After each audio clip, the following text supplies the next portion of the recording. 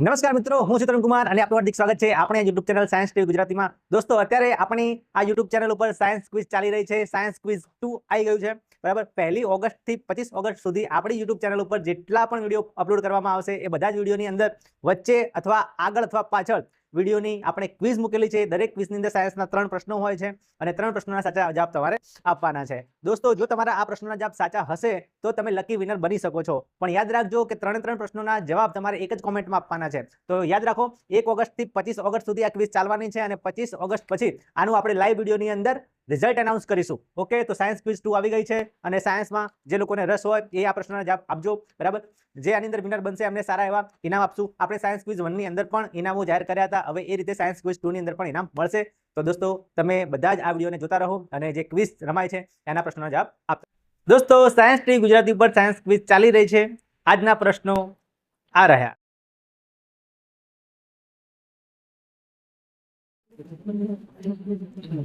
ચાલો વિદ્યાર્થી મિત્રો, શરૂ કરીએ છીએ ધોરણ 10 ગણિત પ્રકરણ 3 દ્વિચલ સુરેખ સમીકરણ યુગ્મ। એનો આપણે સ્વાધ્યાય તે 3.1 ગણી રહ્યા છીએ।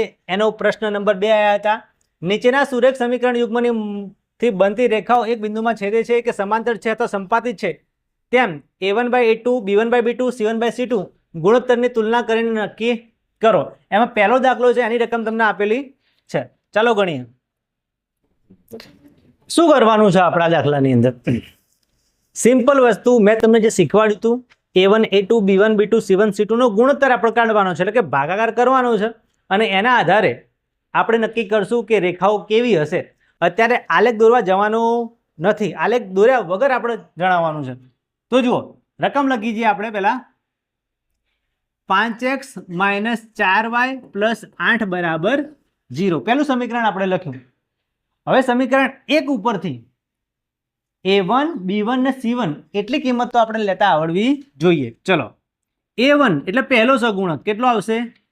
5। b1 એટલે બીજો સહગુણક કેટલો? -4 અને c1 ત્રીજો સહગુણક કેટલો આવશે? 8। a1 b1 અને c1 મળી ગયું। હવે બીજું સમીકરણ 7x + 6y - 9 બરાબર 0। તો આ a2 સહગુણક કેટલો મળશે? 7। b2 કેટલો મળશે? 6 અને c2 મળશે -9। હવે આપણે ગુણોત્તર કાઢવાનો છે। ગુણોત્તરના 3 સૂત્રો આપણને ખબર છે, તો a1 a2 b1 b2 c1 c2 નો આપણે ભાગાકાર કરવાનો, સિમ્પલ વસ્તુ। ચાલો ગણીએ। પહેલા આપણે લાવીએ a1 છેદમાં a2। a1 કેટલા લેવાના? 5 છેદમાં a2 કેટલા લેવાના? 7। આના કઈ છેદ ઉડે છે? ના, તો આનો જવાબ આવી ગયો 5/7। ચલો, હવે b1 b2 લઈએ। b1 છેદમાં b2, ચલો b1 કેટલો આવશે? -4। b2 કેટલો આવશે? 6। આમાં છેદ ઉડશે, ચલો માઇનસ નું માઇનસ, 4 એટલે 2 દુના 4 અને 6 એટલે 3 દુ 6, 2 2 ઉડી ગયા। શું જવાબ આવ્યો? -2/3। તો બસ અહીંયા દાખલો પૂરો થઈ જાય। c1 c2 ગણવાની જરૂર નહીં। કેમ? કારણ કે a1 a2 અને b1 b2 સરખા મળ્યા? સરખા મળ્યા ના। જો સરખા મળે તો આગળ ત્રીજો ઓપ્શન ગોતવા જવાનું, પણ સરખા મળતા જ નહીં, એટલે આપણો પહેલો ઓપ્શન સાચો છે। a1/a2 બરાબર b1/b2। શું આવું મળ્યું? ના, સરખું મળ્યું નથી। આ બે જવાબ જ અલગ છે। તો આનો મતલબ શું થયો? કેવી રેખાઓ હશે? આરી છેદતી રેખાઓ હશે। ઓકે, લખી દો। ચાલો હવે બીજા નંબરનો દાખલો જોઈએ। પહેલું સમીકરણ લખી દઈએ આપણે। 9x + 3y + 12 બરાબર 0। a1 કેટલા થશે? 9। b1 કેટલા થશે? 3 અને c1 કેટલા થશે? 12। આપેલું જ છે 9 3 અને 12। બીજું સમીકરણ લખીએ 18x + 6y + 24। તો આના માટે a1 કેટલા થશે? બોલો। 18, સોરી a1 નહીં a2। ચલો b2 કેટલા થશે? 6 અને c2 કેટલા થશે? 24। હવે આપણે a1 a2 b1 b2 નો ગુણોત્તર લઈએ, એટલે કે ભાગાકાર। ચલો a1 છેદમાં a2 કેટલા થશે? a1 કેટલા લેવાના? 9 અને a2 18 બરાબર, છેદ ઉડી જાય છે 9 દુના 18, તો જવાબ કેટલો આવ્યો?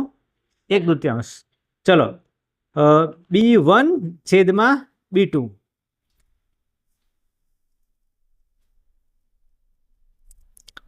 B1 છેદમાં B2. ચલો B1 કેટલા લેવાના? 3 અને B2 6. છેદ ઉડી જશે, 3 દુના 6. કેટલો જવાબ આવ્યો? 1/2. જુઓ અહીંયા A1 A2 અને B1 B2 નો ગુણોત્તર સરખો આવ્યો. જોયું તમે? જ્યારે સરખો આવો તો C1 C2 ની જરૂર પડશે, નહીં તો કોઈ જરૂર નહીં. જો A1 અને A1 A2 B1 B2 નો ભાગાકાર ગુણોત્તર અલગ આવો તો C1 C2 ગણવાની જરૂર નથી.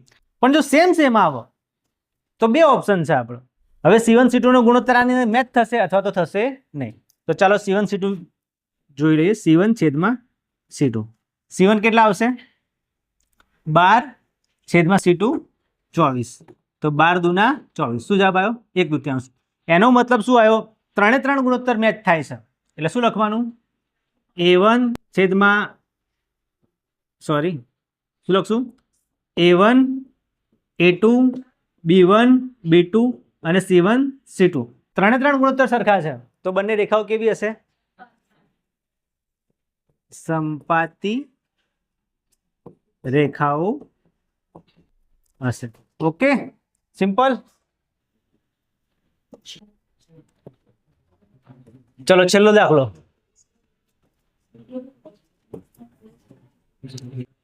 ચલો હવે હું સમીકરણ લખતો નથી, ડાયરેક્ટ. ચલો A1 ની કિંમત કેટલી આવશે? 6. B1 ની કિંમત -3 અને C1 ની કિંમત 10. ચલો આ સમીકરણ પરથી A2 ની કિંમત 2, B2 ની કિંમત માઇનસ કંઈ નહીં તો 1 અને C2 ની કિંમત 9. ગુણોત્તર લઈએ. A1 છેદમાં A2 કેટલા આવશે? A1 કેટલા લેવાના? 6 અને 2. શું જવાબ આવશે? 2 તરી 6. જવાબ આવ્યો 3. ચલો B1 છેદમાં B2. B1 કેટલા લેવાના? -3 અને B2 -1.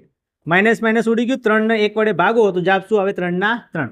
ફરીથી બંને સેમ આવ્યું 3. તો C1 C2 ની જરૂર પડશે. C1 છેદમાં C2. ચલો C1 કેટલા લેવાના? 10 અને 9. હવે છેદ ઉડશે? ના, નહીં ઉડે, કારણ કે 5 દુ 10 અને 3 તરી 9. તો હવે શું લખાય? તો જુઓ આ રીતે લખવાનું કે ભાઈ A1 A2 અને B1 B2 એ બંનેનો ગુણોત્તર તો સેમ છે, પણ C1 C2 નો ગુણોત્તર સેમ નથી. તો કેવી રેખાઓ કહેવાય? તો એ રેખાઓને સમાંતર રેખાઓ કહેવાશે અથવા તો હશે. સિમ્પલ દાખલો. આવા દાખલા તમે ગણી શકો કે ના ગણી શકો? સિમ્પલ છે, કોઈ ભારે છે નહીં. ગણિત આખું ભારે છે જ નહીં, પણ તમારે બરાબર ધ્યાન આપવું પડશે. બરાબર પ્રેક્ટિસ કરજો. ઓકે, તો તમે દાખલાઓ ગણી શકશો. 11 દિન 4 દિવસની રજા આવે છે.